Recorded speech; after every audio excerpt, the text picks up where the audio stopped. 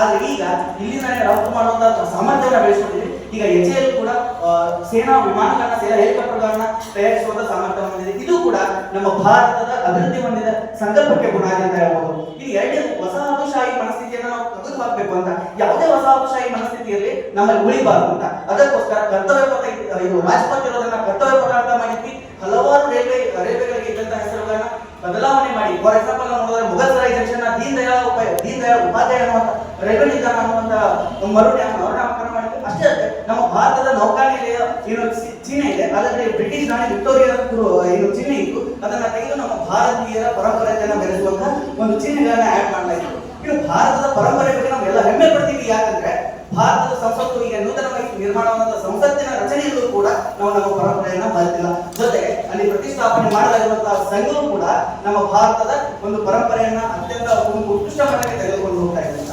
ಇನ್ನು ಮುಂದಿನ ಒಂದು ನೋಡಿದ್ರೆ ನಮ್ಮ ಏಕತೆ ಶಕ್ತಿ ಅಂತ. ಭಾರತ ನಮ್ಗೆಲ್ಲರೂ ನಾವೆಲ್ಲ ವಿವಿಧತೆಯಲ್ಲಿ ಏಕತೆಯನ್ನು ಹೊಂದಿರುವಂತಹ ರಾಷ್ಟ್ರ ಅಂತ.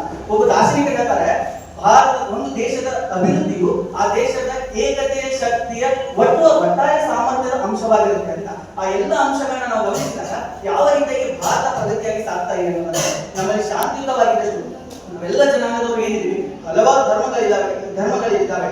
ಒಬ್ರು ಒಂದು ಮಾತನ್ನ ಹೇಳ್ತಾರೆ, ಆ ಸಿಂಧು ಪರ್ಯಂತ ಯಸ್ಯ ಭಾರತ ಭೂಮಿಕಾ ಭೂ ಪುಣ್ಯ ಶೈವ ಸವೈ ಅಂತ. ಅಂದ್ರೆ ಈ ಸಿಂಧು ನದಿಯಿಂದ ಸಮುದ್ರದ ಆಳದವರೆಗೂ ಏನು ವಿಸ್ತಾರವಾಗಿ ವಿಶಾಲವಾದಂತಹ ಭೂಪ್ರದೇಶ ಭಾರತ ಭೂಮಿ, ಇದನ್ನ ಪಿತೃ ಭೂಮಿ ಪುಣ್ಯ ಭೂಮಿ ಅಂತ ಯಾರಾದ್ರೂ ಪೂಜಿಸ್ತಾರೋ ಅವರೆಲ್ಲರೂ ಕೂಡ ಭಾರತೀಯರು ಅಂತ. ಎಲ್ಲ ಜನಾಂಗದವರು ನಾವು ಒಗ್ಗೂಡಿಸಿಕೊಂಡು ಮುನ್ನುಗ್ಗಬೇಕಾದಂತ ಸ್ಥಾನವನ್ನ ಈಗ ಸ್ಥಿತಿ ನಿರ್ಮಾಣವಾಗಿರುವಂತ ಭಾರತ ಅಭಿವೃದ್ಧಿಯಿಂದ ದಾಪುಗಾಲಿಡ್ತಾ ಇದೆ ಅಂತ. ಇನ್ನು ಕೊನೆಯದಾಗಿ ನಾವು ನೋಡೋದಾದ್ರೆ ಏನು ನಾವು ಮೂಲಭೂತ ಕರ್ತವ್ಯಗಳನ್ನ ಅತ್ಯಂತ ಪ್ರಾಮಾಣಿಕವಾಗಿ ನಿಭಾಯಿಸೋದು ನಮ್ಮೆಲ್ಲರ ಸಾಮಾನ್ಯವಾದಂತಹ ಅತಿ ಮುಖ್ಯವಾದಂತಹ ಜವಾಬ್ದಾರಿ ಏನಂದ್ರೆ ನಮ್ಮ ಮೂಲಭೂತ ಕರ್ತವ್ಯಗಳಿದೆ. ನಾವೇನ್ ಸಂವಿಧಾನದಿಂದ ಹಕ್ಕುಗಳನ್ನ ಪಡೆದುಕೊಂಡಿದ್ದೀವಿ, ಅಷ್ಟೇ ಸರಿ ಸಮಾನವಾಗಿ ನಾವು ಮೂಲಭೂತ ಕರ್ತವ್ಯಗಳನ್ನು ಕೂಡ ಪಡೆದುಕೊಂಡಿದ್ದೀವಿ. ಒಂದು ಸಾಮಾನ್ಯ ಕೆಲಸ ಅಂತ ಹೇಳಿ, ಒಂದು ಸ್ವಚ್ಛತೆಯ ಅಭಿಯಾನದಿಂದ ಹೇಳ್ಕೊಂಡು ಅದೊಂದು ಸಣ್ಣ ಕೆಲಸವನ್ನ ನಾವು ಕಡೆಗಣನೆ ಮಾಡ್ಲಿಕ್ಕಾಗಲ್ಲ. ಸಣ್ಣ ಕೆಲಸವನ್ನು ದೊಡ್ಡ ಕೆಲಸ ಅಂತ ಭಾವಿಸ್ಕೊಂಡು ನಾವೆಲ್ಲ ಮಾಡ್ಬೇಕಾಗಿರೋದ್ರಿಂದ ಈ ಎಲ್ಲ ಅಂಶಗಳನ್ನು ಒಟ್ಟಾರೆಯಾಗಿ ನಾವು ತೆಗೆದುಕೊಂಡು ಹೋದ್ರೆ ಭಾರತ 2047 2037ಕ್ಕೆ ನಾವು ಅಭಿವೃದ್ಧಿ ಹೊಂದಿದ ರಾಷ್ಟ್ರವಾಗಿ ಕಾಣಬಹುದು. ಧನ್ಯವಾದಗಳು. ಜೈ ಹಿಂದ್.